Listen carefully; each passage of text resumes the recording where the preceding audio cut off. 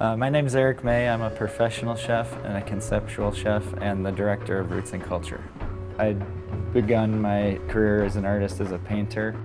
Starting to make work about food happened over the course of about 12, 13 years. I actually took a year abroad through SAIC and lived in the United Kingdom, where I had a SAIC landlord who taught me how to make curry, and I lived in this wonderful neighborhood that had access to all these different ethnic markets, West Indian and also South Asian, and so I sort of honed some of my skills there, and then I was washing dishes at Oxbow in the summer and got to know the cooks there, and I eventually got hired.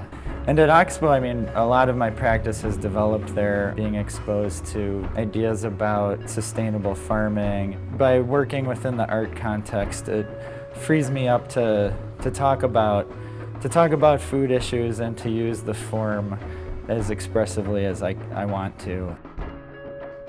I've been sort of looking at ideas of urban food deserts and like neighborhoods that don't have access to real grocery stores, and there's this phenomena where I see high school students at the local liquor store buying chips and junk food to take home to eat for dinner, and as my time as an educator in public high schools, I was very aware of the diet of junk food, and so I was asked to put together a dinner party, and I prepared sort of like highbrow catering hors d'oeuvres using all ingredients that I sourced from the local liquor store. So I made different little hors d'oeuvres with junk food.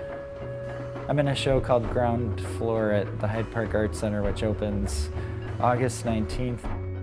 The theme of that show is exploring my identity as a South Sider, and I guess in some ways sort of poking fun at myself, and I'm going to be cooking like Americanized Mexican food for one of the events. The overlap of art and everyday life is a primary conversation about this type of work, and to sort of situate how a discourse about food would be relevant within an art context, I'd say that there's a certain responsibility involved in everyday life.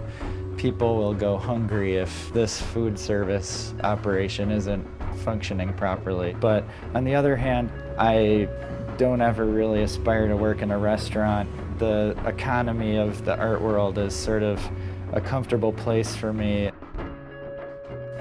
All of my practices deal with different types of ecologies, so whether that's sort of the health of the art world or nourishing the campers at Oxbow, it all sort of, to me, on a bigger scale relates to, in some ways, my love of serving communities and people.